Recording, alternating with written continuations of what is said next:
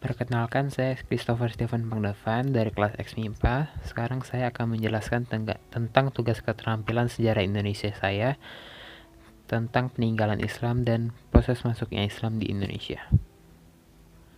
Peninggalan Islam di Indonesia.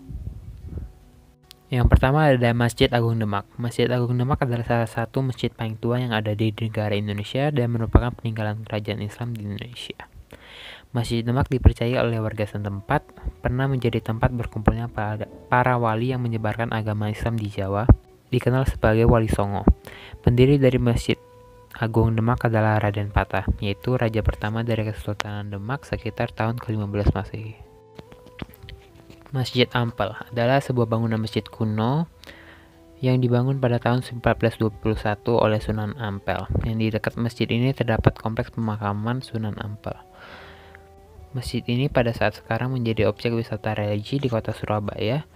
Masjid ini dikenal oleh bangunan yang memiliki arsitektur Tiongkok dan Arab. Di samping kiri dan halaman masjid terdapat sebuah sumur yang diyakini warga setempat sebagai sumur yang bertuah. Biasanya digunakan oleh mereka yang yakin sebagai penguat janji atau sumpah. Hikayat Hang Tuah. Hikayat Hang Tuah adalah sebuah karya klasik sastra Melayu yang terkenal dan mengisahkan tentang Hang Tuah pada zaman kemakmuran Kesultanan Malaka, Laksamana yang amat terkenal. Dia berasal dari kelas rendah dan dilahirkan dalam sebuah gubuk rusak. Tetapi karena keberaniannya, dia amat dikasihi dan mendapat kenaikan pangkatnya, maka dia menjadi seorang duta dan mewakili negaranya dalam segala urusan kenegaraan. Teori masuknya Islam ke Indonesia. Teori Mekah. Teori Mekah mengatakan bahwa proses masuknya Islam di Indonesia adalah langsung dari Mekah atau Arab. Proses ini berlangsung pada abad pertama Hijriah atau abad ke-7 Masehi. Tokoh yang memperkenalkan teori ini adalah Haji Abdul Karim Amrullah dan Buya Hamka, salah seorang ulama sekaligus sastrawan Indonesia.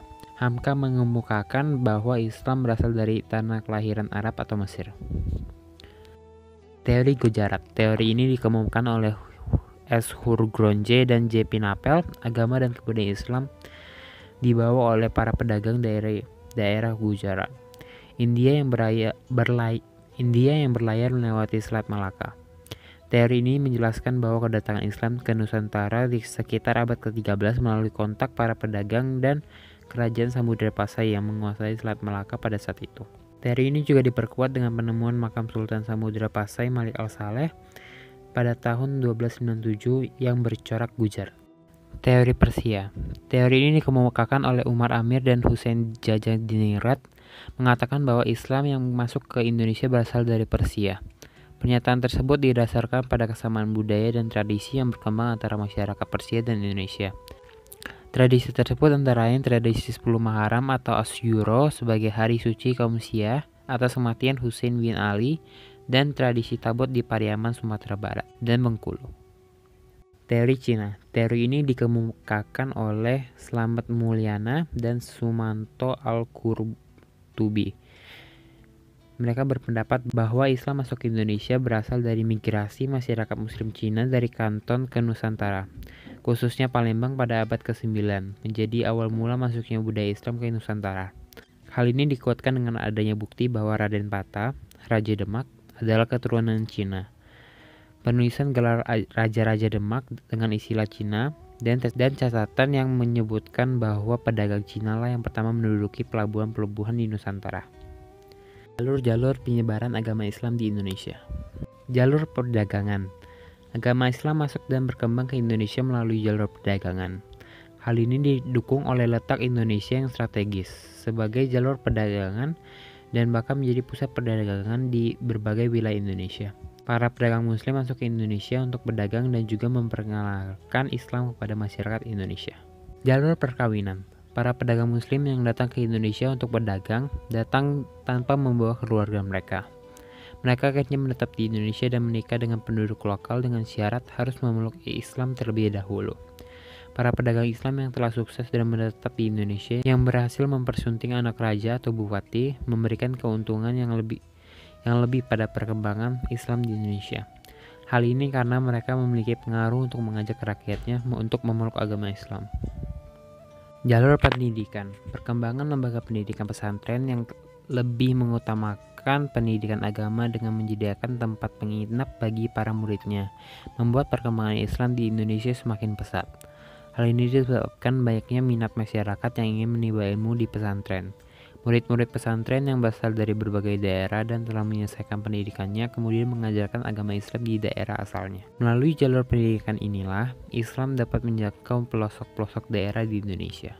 Jalur tasawuf. Perkembangan ilmu tasawuf di Indonesia menjadi salah satu faktor pendukung berkembangnya agama Islam di Indonesia.